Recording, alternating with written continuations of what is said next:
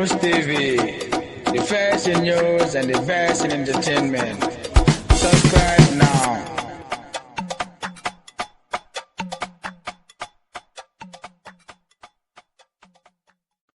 Assalamu alaikum wa rahmatullahi ta'ala wa barakatuhu. Nasirul akiyar ngal be konton momondi to la ani konton la ani be wato mento kalu be tentu kalu jay alnali badim malamu Basiru Sise yo nata puru nale kacha do man dindoron bawo mawludo la wato la kawandol moy betiyata kilala siratoto anin kukoton jama meltambita je woto kaduwawo moluye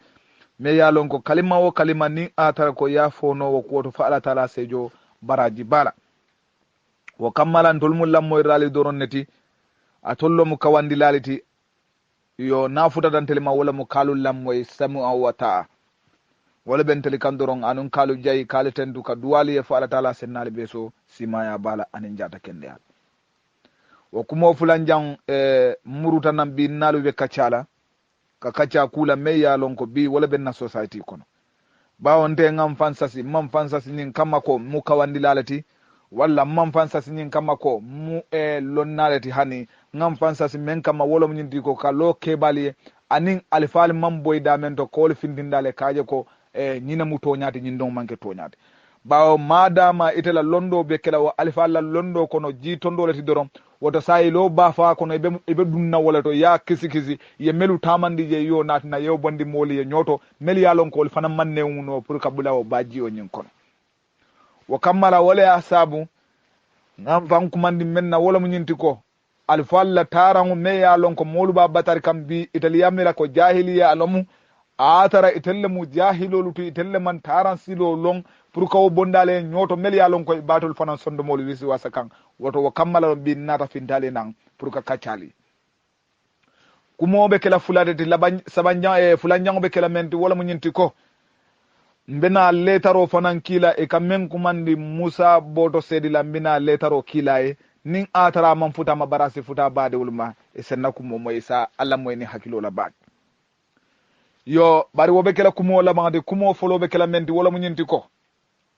kula meya lonko wala be Afrika kono wala surtout wala ben to la Gambia ni na Guinea Bissau ni na Guinea Conakry ay molu tora ay molu batandi la bangala mantanya lombawo ngafo e kuo kunni adama di ni ba kono nyanta lon nabe mun kono bari ni nata e temnata e curumpenda kuo kono e kafole ko curumpam fode o itebuke tadula lon soko e bodula wota kamunta bi molu sota meliala tinnandi ko ila vidantoli kala o sifale nyama kamolta kan cirimpandi dino kono malombe je dino kono nyaadile bawo tele kata curumpam fode wollete alifal meliala ya tar walla ko wol dunda dino kono le mancirimba ya ado mane foy dunda ya fahamu ya samani la fahamu wala tele yaje ko wol mam kalamuta etolle kalamuta dabar sai nyum kufulo te mam bina dibet le kala je wolom ke kufulo landi ali fansi kito kundu ali tulola anali hakilola wala mu mundi bi kacabe kala mentabe kumma yana bake wala be kala na tolaro la karolati bawo ustaso le findita ko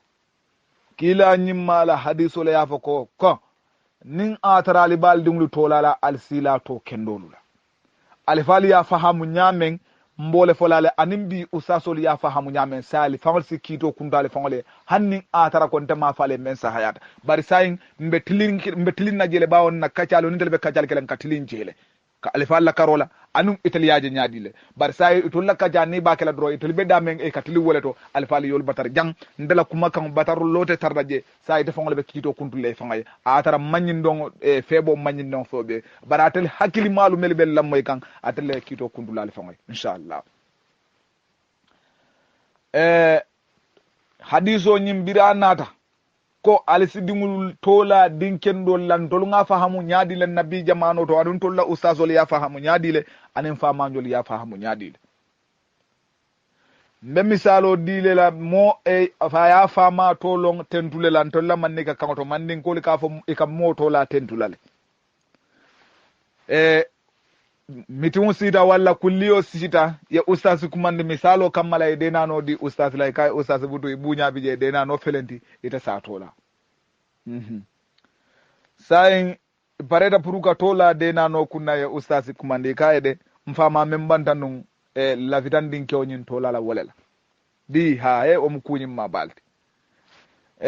ifama ɗum to ɗum usase ñinin karo kede fonnin kew kaye ko misalo kammalan fama tomu e tentulete usasi yo kuole mira ko fonnin kew e ato kendo ɗum fonnin kew kaye hanide ndel ɗen gam fama to lon tentu dammallam man to ɗo ngalala namanke tentude usas go wonten toti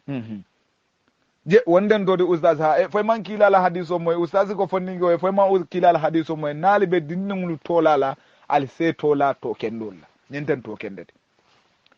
di ha ustas wote sayita simma koye yeto ɗo foñe kadum ndel gam fama tolon tentu dammalati ustas go sayimɓe feero kelale gamma ɗinke fololo ha mbatolala mouhammadou lela mouhammadou di ha mbemen fola fonninke o ustas ñinin ka folo jannaɓe dinnigu tolala mouhammadou la ñinin ka ɓan ustas nam mandinga kamu menti tentu ngolonne bari sa ndemanke araboti ha sa yemmen fo ñawomu arabu kawte andu wajibolo mun tefanan kam ɓen ndigu tolala menna ngalongo kotomo muneti sa yin ustas ñinin ka wala ɓire ustas ñinin ka translation ola misalo kammala munamu tentuti ustas munamu mouhammadou ti ustas ko tentu ne arabu kawto mouhammadou ya translate ni mandinga kawla wala mu tentuti say ustas ñinin ka ɓan ustas jang mune baki nandila tentu arabu kan woɓe kela toti tentu mandinga kan wota kela toti say lefta ustas yeñin kuwole bonni ñeñoto ɓawo mandinga kan oto tentu yole translate yake mouhammadou ti say mbe ñinin kala ustas say muna mu différent oti jam fo i fata mandinga to tentule ɓan ila fita arabu to tentule la walla fo mandinga to tentu wole manque toti bar niya falini arabu kan la the same time tentu woɓe kela toti say ustas asi jankito de yallah ñine mu feŋoti me yalon ko bi aɓentol batandi kanna society li kono bari fenden me yalon fenden a sunta kuule la me yalon ko nin kila kumata moolu buka kuma kaŋo ñin moy sayin ñin probléme o ɓe keri moolu ye to falin ako ñin ɗon fama to mu tentule to mangue toti bara falin to men na the same time niya falin mandinga kaŋola wala mu tentude sayin jang foy ɓe alifalu jahiliyandi la jande ɓan walla foy ɓe alifali kela karambaloti jande ɓan no ite men ma fahamu walla ite men mba bo noon ñooto jang itele jahiliyata jang bari alifalu femma woli ma jang ɓawo ni ahmadou djiɓe mouhammadou mahmoudou ya be falin ibita sotola ko mandinga kaŋoto wala mu tentude ngabo woto usasinin fonnin kewɓe dasilo ka ye ño kon ton ko tanade ita toon ni a kayen de to mu balutalete misalo kambala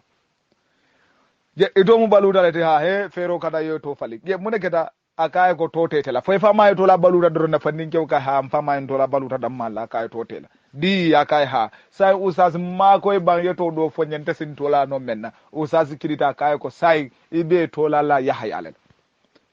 yahaya ye yahaya lonne ha nabillahi yahaya wole famamu zakariyati wo zakariya wole ya dingu tola kaye yahaya bari jang ustasi ɓe mellonna yahaya mu arabu kaŋoleti ha sayin ustasi ñinin ka ba muno mu yahaya kototi mandinka kaŋola ye makoye woto janniye yahaya fali mandinka kaŋola wolom balutati nabillahi zakariya keɓalo mati me yalon ka mandingu soto juna ate fe ala musomu boore woleti ay ala dane pour ala taala ya soddingola keɓalu o ayo tafsir o suradul emrana boleto ni a keɓali ɓe ayo ñin fasarlay ka fa ala ko ñaadi mbe sola balutala wo baluta niya fani arabu kaŋolo wolom yahayadi niya fali mandinga kaŋolo wolom balutati jang alifa ya dingutola balutala ko tonten bari sa ya toni yake arabu kaŋoti di semtini ye baluta falin balutala jang iteɓe alifa le batari kan walla jang ila londole ɗoyata jang walla jang iɓe kawye yalela bari ni wonte aɓe mu toleti me ya lon ko kilinamo nen to mu yahaya e balutati mandinga kaŋola wala to mu yahayati arabu kaŋola hani sa nabiye me tole ɓeela wonin kilala hadiso mañoma ngaɓoto ngata ɗula ɗoto misalo kamalan tolla gambiya musol bijele ketola bintula walla yetola bintala ini muso benda silo ka hanni atara manke sungutoti bari muso futuri ngula ma to mu bintuleti walla to mu bintaleti yakumanni ka e sunguto akaje nyadi wala mu nyinti ko iba do ya kanne je basiru na foyde mande to lo me to lo ito dum je foy malon gon do mu bintuleti ito mu bintuleti ha sayin bintu ye bintu koto lonne bambari muso mandinga kanto ha yo lonne arabu kanto ye bintu koto lonne ban hani mam bintu koto lon bintu mandin kol ka fo le sungudo bari jang ne mo kumandin na manni ka kawla me ya lon ka to mu bindulete arabu kan rete akumandi manni ka kawla sungudo abaji la ko ibado ya kane bari the same time ni akumandi arabu kan la bintu asidan ko wala wata kamfala jang fo nga jandi bondin na mole nyoto ya lon kon tolubeta ka nyaadi la dino kon kadum ila manninga kanwala ni to ko manninga kanwa yemmo to la wala sungudo iko onten todi but the same time ya to yele mandi yake arabu kanwa to bintuti iko mutole di jang ite be nakarolla walla jang ite la fahamole doyata nondo sungudu falen sungudu la akamunta kanwala kumandir nya wala falinta to bari maje ni mammo kumandi arabu kamma sungudo la aka kamfa banya kumandi arabu kamma la dorong abe la fila wala bawo munekata jang atemu tirim pam fode wala ti dino kono jannam point o to me alon ko nyanta tandilan na mon bindumu fatimata tolete me yalongo nin kawandilal ba yusula fal bukal hakilo tuje ni ko fatimatu bintu rasulillah wala mu fatimati me kila nyimma din sunkuto bari say niye to la bintu dammala walla binta dammala niye kumandi nyindon le kumandi mandin ko la sunkuto la do esikam fa bar niye kumandi arabu tola bintu la dron wasidiye jang fonga jam fahamu nga fo moli mel yalonko e ma fahamu wala mu ne bintu moy arabu gawto doron wala mu sungudoti mandinga kangola say usasi be hakilo tula woto baki ngaboto ndolla society kono fanan Gambia na mandinga kangoto e kamolle to la tombonna bari say nyin tombon na findita usasi sa asonkandi ko to tatela bawo fama akoma ke kuolong usasi ga tele ke kuolong waya dingu to la tombonnela ako tote wala bari say usazi mbe nyinin kala sayin todo di ala men manke tombonti ba usazi kirita akoye Mustafa ye Mustafa ha usazi bari jang inyanta mello nako ndol manke mandin kolti sayin ibe men to yele mandi kanka ke Mustafa da ayalon na to mumen tombon wo mu mandinga kan ta wolone de bar sayin niya falinga e Mustafa la wala mu munti translation o jang ibole yusla jang al Mustafa wala fana mu tombonti fo mole dino tan hakilla muna niya jente basiru buka alifali soso ngalonne alif nte ngammeli je folo ngalonne ko alifali ye dino samba dino lela exactly muhammad ye dino fo jame wala tan ninte ma alifali soso andu nin alamam ni alaman jarabin fo kumo kan fo janni alikiyama adatentela ma londo soto kam fayni la fanka so kono fonta ko ngane wonne ngatambi ngana woli soso nde alama ala en kisa wala kilanin kilari ambol khoromo kamal niaje ikita alifalu soso lati tumando ila londo dasata tumando ikita tirimbam fodewleti tumando mole la kuwo bete kamfa kan wala tinani ita wultana inin sosoro nata bar alifali dino la karola imanku kije meya lonko akita landa tamboti je imanku kije meya lonko akita bidangole tije imanku kije meya lonko anin silo manta anin qur'ano manta anin hadiso manta hanim man sunno to bawo sayon sunno kada kasole fali ye nyine long na dino al Mustafa niya ato afenke wala mun ndi ko tombon e man tombon ko tolon wala mun niyeti o juruma iko ikata afile say bari janni ba afile yela dimbal kumande iko alinga nati yo nyala tombon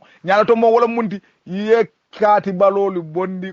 kendolu kono wala mu tombondi walla ye kendolu tombon kati balolu walla hanni atara be mu katir muledi yenna do tombon je mendiyate te wala mu tombondi niyamoy Mustafa wala mu woti kila nyima biraay mo be jibe ay nabiyo molu dada adama dingul be dada anata dolu tombonje wo tombonje e ka fole Mustafa ay dol ke kulul ulul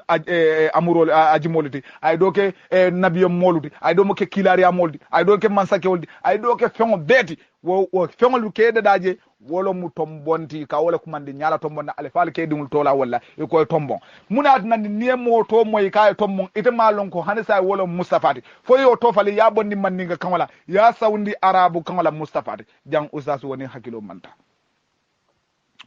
manta muna yin dino mu hakilo lati ko kilin wala mbalafa Gambia usasol la karola billahi wallahi kalisaba Gambia usasol mankunin andun atelkeji be koy kunintale ba abdou jite ya fo ala kawandula ko muna furew be sino to kunin nola nyaadile bala fa melu mankaram wolbe sino la ndel ko meli karanta fonko e usazi wol fata wol bentel kunin nola sino to nyaadile wol flota nyo kunin nola gambia usasolu folo ila kuningu dasata ika nyoso ngande fengo fenna nin atara ko wala be duniya kono ikaje ko duniya tambita wala juna duniya buke mira wala badula killing ikatulori wala to usas karanda fo saudi arabia karanda anata molugo usasolo ma anala dara anala mimbaro anala fengo be bar usasi nabe diamula ani hakilo bukatano usasi nabe diamula anin dino fango tanya bukatano o mu fenete me yalon ko kunimbali yaba yalla alifali sonkandi fengo fenkan ni atara ko alifalu bole kan walla kunin wala ne man pile no fangata fang ka futa atondi arabi du kata karam laje bar walla kunin nata tambite la kunin wala andal keje ko walla karanta fo saudi arabia woto wala karanta atara wala karanta inata iman kunin karawonin kunin ni aramadun karanta aman kunin dron ala dino manka bulu fenti ala karaw manka ki bulu fenti bari abe melu karandi la hanisa yin abe kunimbali yala dunna woluto anin abe jahili yala dunna woto nyina mu fengoti me yalon ko bi nyandan hakilo tulato bak ngaboto fanan ndolla kafuta musobije e kamen kumandi musolu bala misalo kamala bari asigeno abete fanan na satoto bari mune asabu no dim musolu lafita tolala walla dinkewlu lafita tolala ka usas kumande usas nam lafida ndimle to e namusolo mba male tolala je ibama to dum ato mu musolu baldi he han wota toti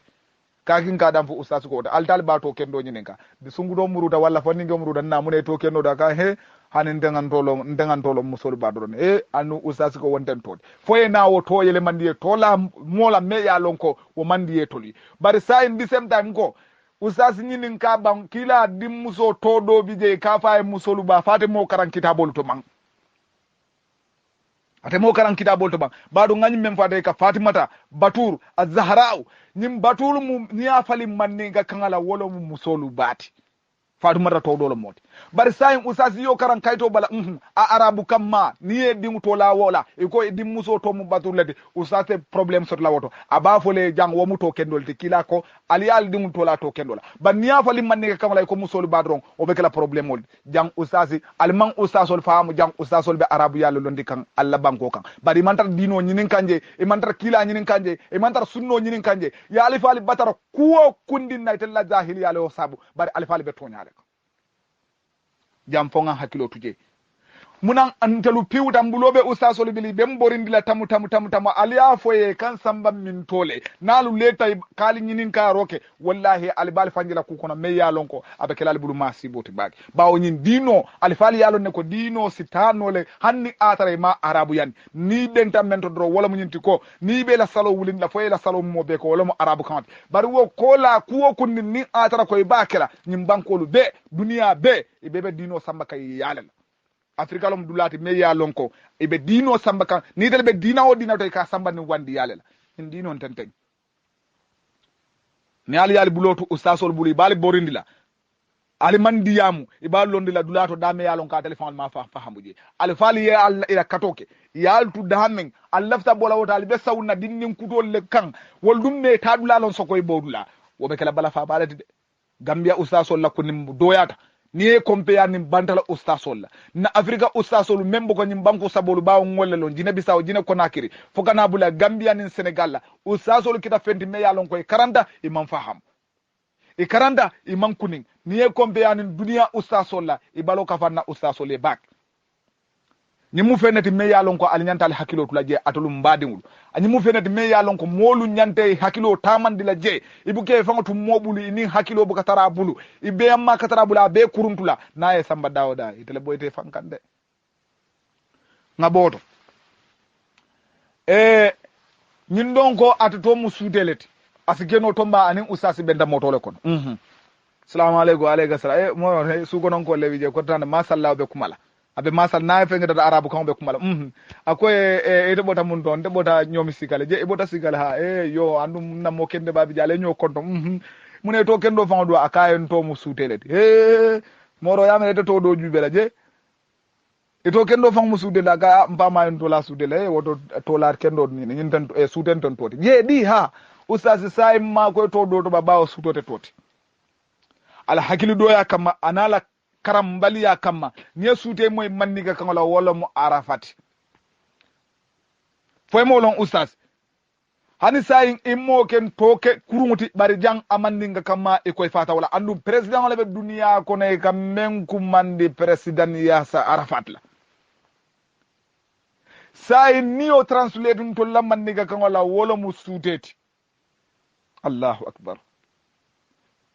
ntolu be bori kan kata mun to muna ntolu be dino kono nyaadi le mfa manyolu yentelu tum mun tole anum bi intele ngam fanje mun tole mbalaw ka fa ali be usasolu bulu ibali sambala ngo ali usasolu nyinin kay kali samba mun tole mbadi gambianolu ani mbadi kammoy lale momondi yalo ngoy kanna kammo ya ali usasolu nyinin kay kali samba mun tole itulo bala president Yasser Arafat memma long foni buga news lamay wallahi man duniya kulonde wa arafa kilum wala mun tella man nega kanto sutoyti wa arafa kilum alikata damen Saudi Arabia ka fo damen arafa niya falim man nega kanto wala mu suteti bar sayin usasu ka beto bon la man nega kanto suteti la ay toke arabu kanto kudodi ngo nyin dino kasambano la atram nin kila ko alal dungu tola e to kendola ngo usas fo ayole nata ko nin ma tola arabu kanto man to kendeti ba no aya manna hadisa manna say mune baki nan la to kendo be soro arabu du dammale ato soro no itla kanto walla ni man to woto fo arabu kan la ni dem muslimoti o mu kafiri to le kafiri to man soro muslime to man soro to at yareta ite la to la to menna alla kanto kana ke je neni roti bawo ni alon ko atella kanto man nga kanto ni mu neni roti kana dingu to lala ni mu jalango to le kana dingu to lala ni mu setano to le man nga kanto kana dingu to lala kila nyimma kanyine fo anin to woto ni atra ko anin ala to le benta say woto be cancel lale yem tota me yalon ka anin ala to mambe alla kanto nino mu kenya te kila nyima ka hadi andu alifali ya fahamu ten bari dalla fahamu keda men wala mu nyinti ko sa to be kering nin atara ko amanla arabu to la don wonten to ti maje dindun be badal le fañol bulu dindun be to ele mandi e faali e to le kementi e koy famañol man kulong e telle kulo ye to le ele mandi yake wodi Allahu akbar nyimbala fa warta de nyimbala fa warta bak ngaboto dole fanan tobe kala ndolla Gambia mandinga kamati ka fa e bolon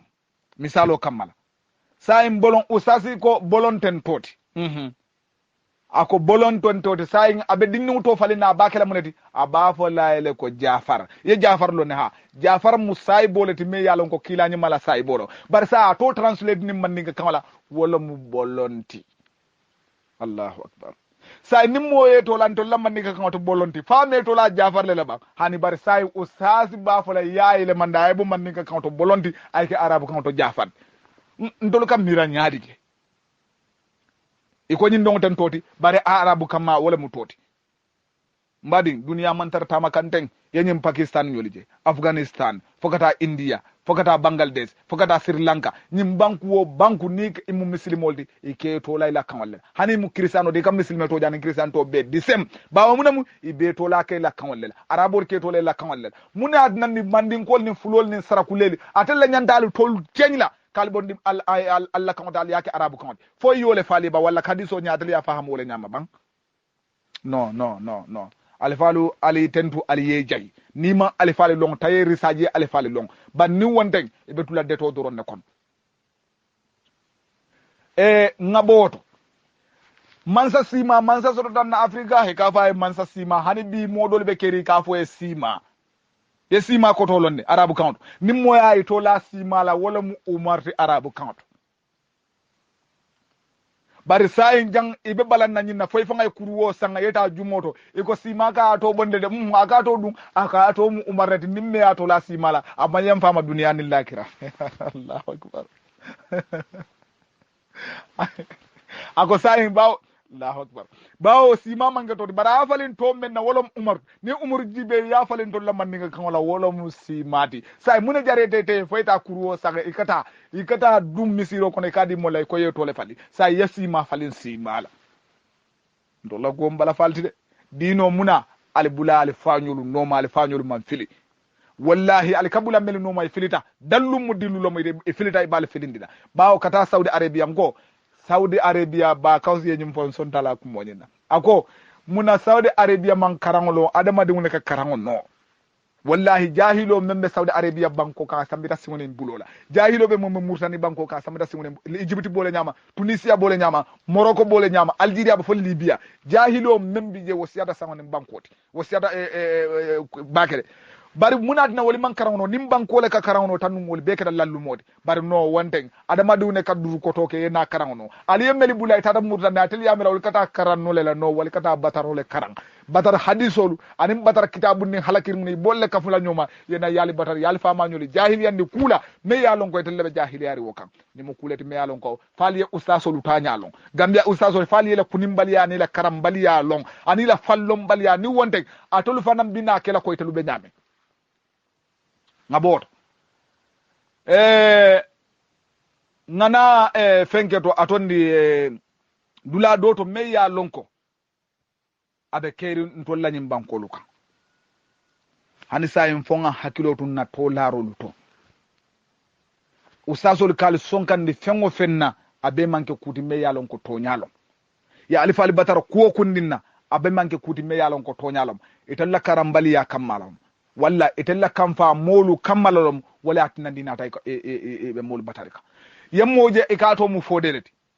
misalo kammala ye fode ko tolon wala mu moti me yalon kon dolla afrika wotu moy kam molu karande niye karande foy sita karandi roma ya alifa ali kumani nay ko sayen kare nga naw minne nga fodele wala mundi ka taytulo diala niya falin e kandolla e safa e docteur ne usaz kumandi fodela ko e kana kumandi fodela bar ni usaz be karan conference to ya kumandi docteur la asidan ku wala allahu akbar yenyaro menta saudi arabia wala yenyaro menta mauritanie iko e docteur ñin don fana wo nyarakil wo docteur nya translate to la manne ka kangolo wolo fodeti muna jareta be to fali na kabo fodeto kake docteur ja yalo ite mantar londo noma ima sumanni londo la ila kunimbali ya iba suman kan ni wolela dorok bawo ko fode o mu manni ka kangole bar sayin kando ma ibe la fila wala jamu bala falti jammu bala faleti me yalon kon to lakarola jammu bala faleti jammu bala fa balet fonga jangnin kuolu dino bukata ni sembola bari dino kata karawle la ani hakili maya bari hanni atara koy karanta ni man hakilo sodo doron ni dino ina bukata no woto message o fela jamfata nyino mu duman ne muti doron jamallo mel yalon koy be kamulu nyin sifalla bari hakilima kuwe sudiya doron ay kutota ne hakilola nyin nombe kerin na jamano kan ibama muto menti tombon bang fo baturlo bang musolu balom bang walla ten atol be sahayata le manke toti me yalon ko haramu tollom e manke toti me yalon ko kila nyimma kam men fa alal dungul tola to kendola wo mantar wala e benin saybe tolle benta e benin saybol dimmu solle tol benta o dal si sabati nyuru tolukan e manke toti men to mu tombon e to dutam e nin usaz